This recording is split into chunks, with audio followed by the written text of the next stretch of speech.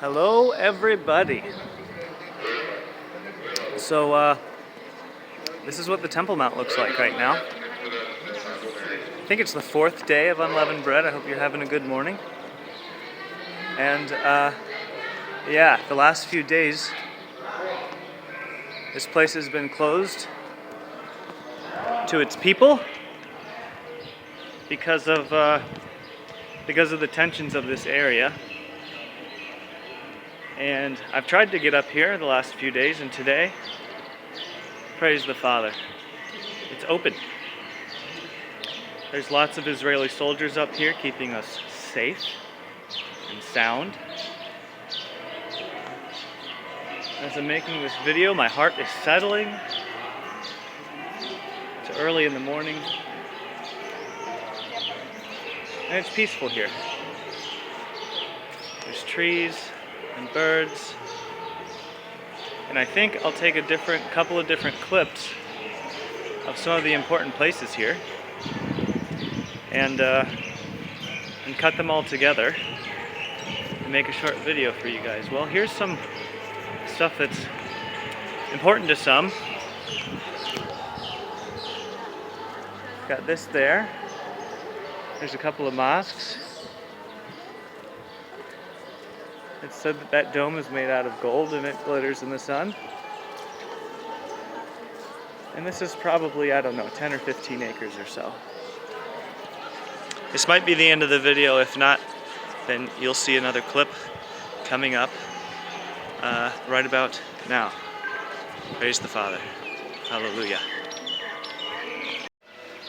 Okay, so that was the Temple Mount picture deal. Apparently you're not supposed to be wearing tzitzit tassels on the mount because they took me off for wearing those. And honestly, I think if any of the Muslims who were there saw that, I might have gotten hurt. So I praise the Father for protecting me. He doesn't have to do a miracle to protect me. I know that he's here, he's in everybody, and he knows what he's doing. Well, I'm on the way to the place where they say is one of the first gathering places of the church after Yeshua rose on high. And while I'm on the way there, I'm going to tell you a little something about the parable of the vineyard. And I think that it's probably something you haven't heard before. So get ready, open up your ears and listen, because some information most people don't know is about to be shared with you if you have ears that hear. So in this parable, we've got God, who's the owner of the land. We've got the prophets who are sent, who are the ones who are beat up. And we've got the son who is sent, who's the one who's killed. And then we've also got the tenants, the tenant farmers. Those are the inhabitants of the world. And the land itself is the world. Listen to how the world, this land, is cultivated. It's got all the things that you need to get grapes. The thing that it's missing, well, not the thing that it's missing, I'm going to say the cornerstone, the capstone, the key to understanding this parable is that tower. Everything else is necessary for grapes. Well, I guess the tower and the hedge. You see how the tower and the hedge kind of cultivates, breeds distrust? It could be that it breeds distrust, cultivates an atmosphere where there's that going on, but it could also just be that the world is a wicked place and it's necessary to have defenses.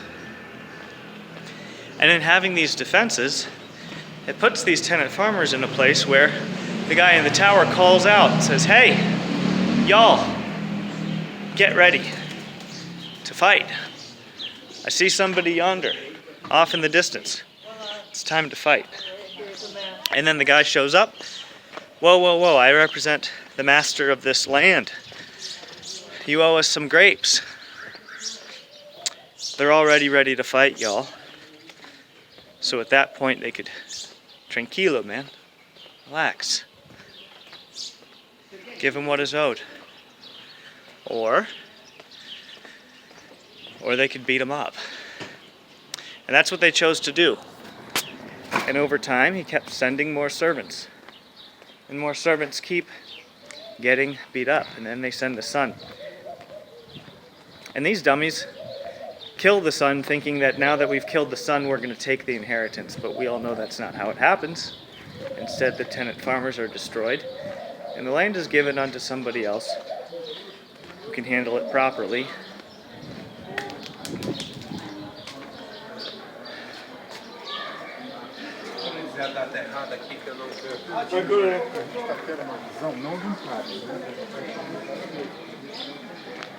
Zion Gate.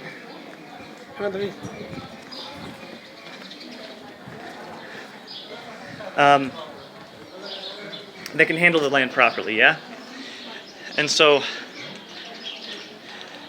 imagine that the tower's not there. That they're not ready to fight.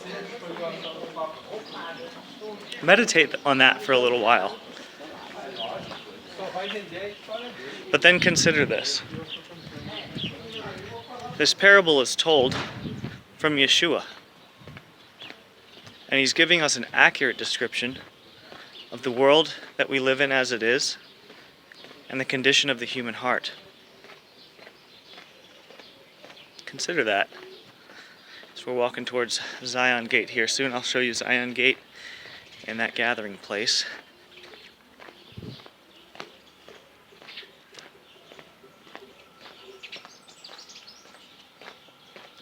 Unfortunately, guys, the tower is there. The heart does need to be circumcised.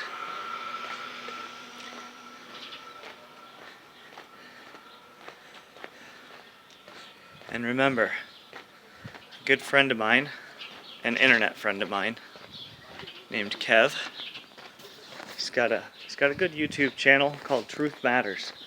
If you type Truth Matters into YouTube, you'll see all kinds of things that pop up, but you probably won't find Kev's channel. I would type in something like Truth Matters 276 or Truth Matters the letter Aleph or the letter Bet, and then you'll find his channel Truth Matters. But he told a wonderful parable, a living parable most likely, about a man who was captain of a battle battalion, and he goes into battle with a bickering crew. All the soldiers are fighting with one another. And the fighting gets worse and worse until he stops them. They're on the way to battle. He stops them. And he says to them, "Boys, the enemy is yonder." That's all that man had to say. They straightened up. They picked up their courage. And they won that battle. So I'm going to tell you, before I end this clip and pick up again when we're at the church, that you know what? Guys, the enemy is yonder. You know what that means for us? Do not be afraid. Only have faith. Okay, so I'm about 100 yards from where I just was. And I'm in a little nowhere field. And I think right now I'm sacrificing large numbers of subscribers, but it's been like 6 years. So at this point, I've kind of gotten over the large number of subscribers thing. The reason I say that is because real God stuff generally isn't a tourist trap. Like the Noah's Ark. It's not a tourist trap yet. Hasn't been for 50 years. They put that on 60 Minutes. Still, it's not a tourist trap, but there is Noah's Ark. Here in this field, all gated up like this. Some people say this is the first church. Some people say this is a mikveh. Either way, this is a place from way, way back in the day. And it's very possible that it's from when after Yeshua passed, and this was a meeting place for the disciples. I'm on Mount Zion right now, that's for sure. And this place exists on Mount Zion. You can see here, that right there is a little foot wash. That right there is a channel to let the water into the foot wash. Staircase there. You have to remember, these guys were being persecuted. And I don't think they were afraid. I think they were just being sensible. And this church went underground. Yeshua had only just left them.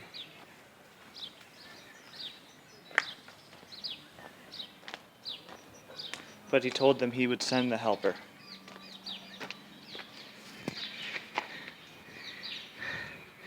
There's a little table there. Some say that that is there because this was one of the places where they broke bread on the daily. You can see how beautifully these stairs were built. Although my camera's focusing on the grate here instead of the stairs, but there's those stairs there.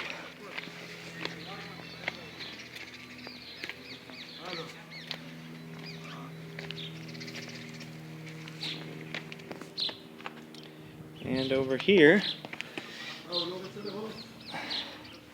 the light's not very good, but down in there, there's a whole nother room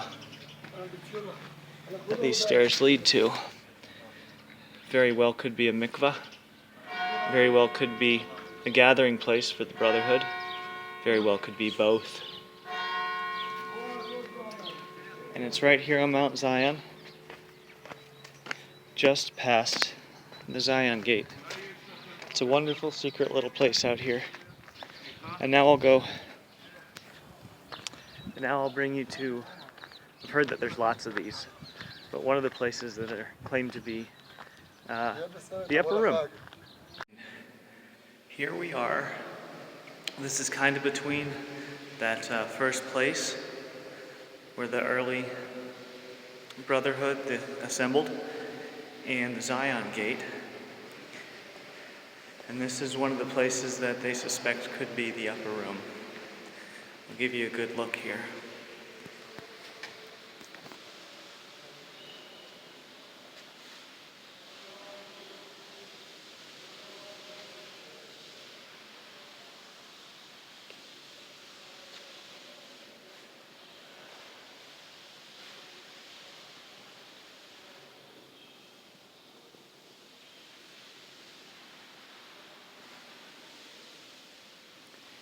It's possible that this is the place where Yeshua had his Last Supper before the Pesach. And I think it must be true because look, there's his holy napkin. Holy napkin. I'm not making this clip to show off or to toot my own horn, but to encourage. Right here I've got a handful of trash, because the city has got trash everywhere. If you look on the floors now, where there used to be trash, there isn't trash. And guess what? There's going to be trash here again. But I'm not the only person who picks up trash as I'm going throughout my day. You can either complain about what's going on around you, or you can find a trash can and throw the trash away, hey? If 10% of people on Earth, oh, look, I missed something, here's a rubber band. If 10% of the people walking around would pick up a little bit of trash, then the city would be a much cleaner place. But it feels good. Oh, there's some more, look at that. I'll leave that, no I won't. I'll pick it up. Feels good. Doesn't cost me a thing. I can do it while I'm going about my day. And it leaves this place cleaner for the next person or people that are going to be here. Be the change that you wish to see in the world. Because oftentimes complaining doesn't do anything but make other people angry. Look at this. It's probably nothing, honestly. Probably some kid put that there, but there's some kind of mark on the wall here. These walls are like solid stone, and these elaborate, opulent. Well, I guess they're not too opulent. These carvings are very intricate, though. The archways are. They look to be made out of solid stone, man. And the echo in this place is quite nice. Shalom.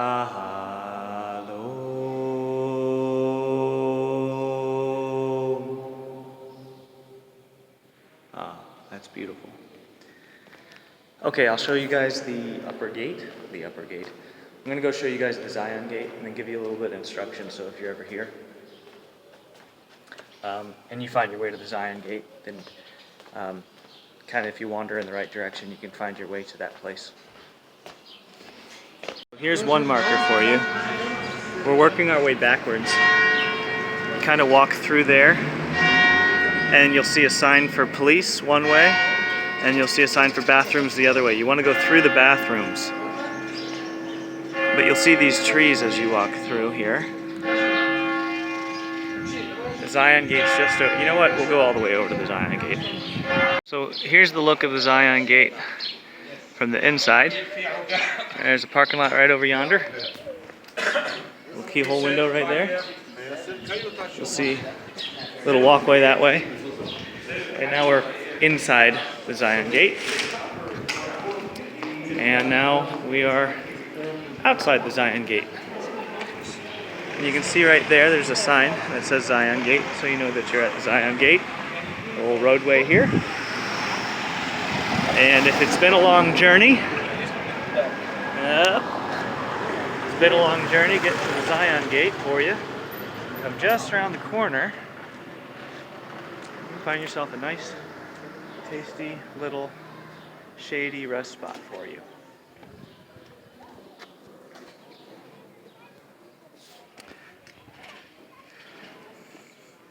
Okay, so let's take this journey quickly. I'll walk, well, I should probably do that. There we go. I'll walk fast for you.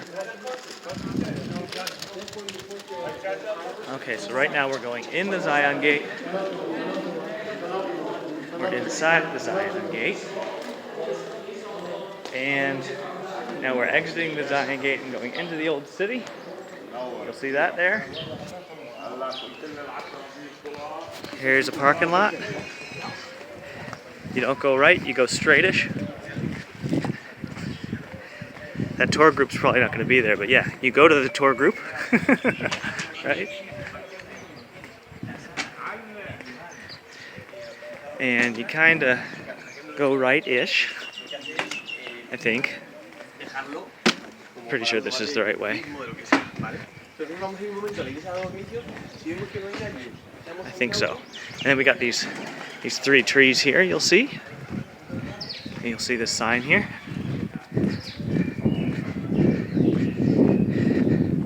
You'll see there, it says straight, room of the Last Supper. But we're not going that way. We're going this way. You recognize this over here? Yes.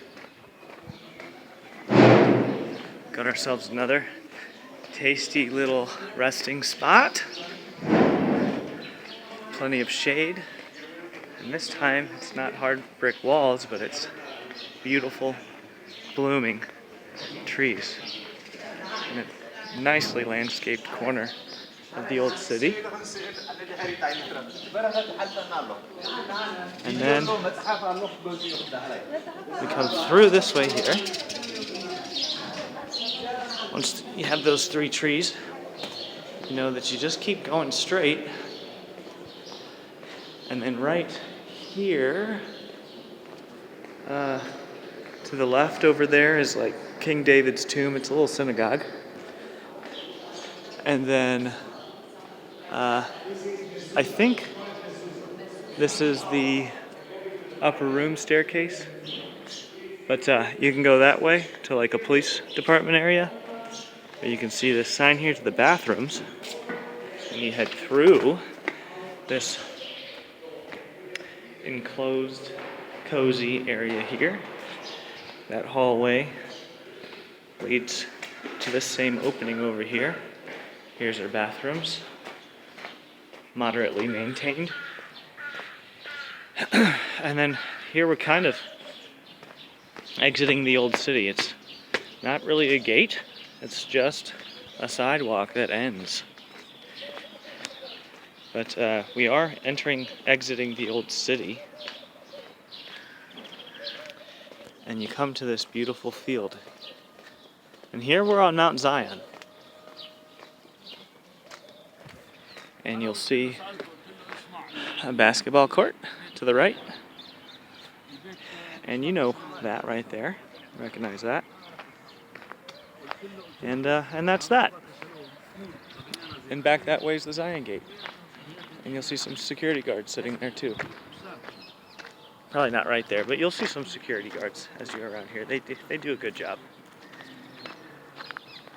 So I hope that you guys have had a wonderful time watching this. I hope that the understanding of the parable, if you've heard that before from the Lord, that portion of the parable, that He's shown you more as you've heard, and that if you haven't heard it before, that He gives you the wit and the wisdom to vessel His knowledge and understanding with the skill of Yeshua. Father, bless you and keep you and give you joy in good times and in bad. Take up your strength. Do not be afraid. My friends, only have faith. Amen. As John Kostick would say, but wait, there's more. One last thing here for you. This is kind of a main road here. Leads up that way. And this is kind of a secret little tunnel over here. And what I've been told is, I can't remember what war it is, but if you look it up, you'll find it. There was a war maybe 15, 20 years after Israel was established, like in the 40s or 50s or whenever that was. And they built this little tunnel here. Is the light bad? This little tunnel here, which leads from right up here. We're just on the other side of this wall is the field that we were in with the basketball court. We've got this tunnel here, and this tunnel leads right down to this corner of the street here. That corner of the street where the bus is, you can see the end of the tunnel there. This was a supply tunnel. And they built this so that they could get supplies into the city during wartime. Oh, there's a good landmark for you. Okay. You could find this on Google Maps easily. This right here, that's the Sultan's Pool. Just on the other side of that tree is a big old stage. So Sultan's Pool, corner of this street, secret supply tunnel to these stairs. Up, you take a right and then a left, up another set of stairs, and you're right there in that field. And if you get lost and you run into people who can't speak English, just keep asking and be polite. And you'll find your way. All right. Tom Griffin signing off. Ambassador of the truth for Yeshua Messiah. Hazak, Hazak.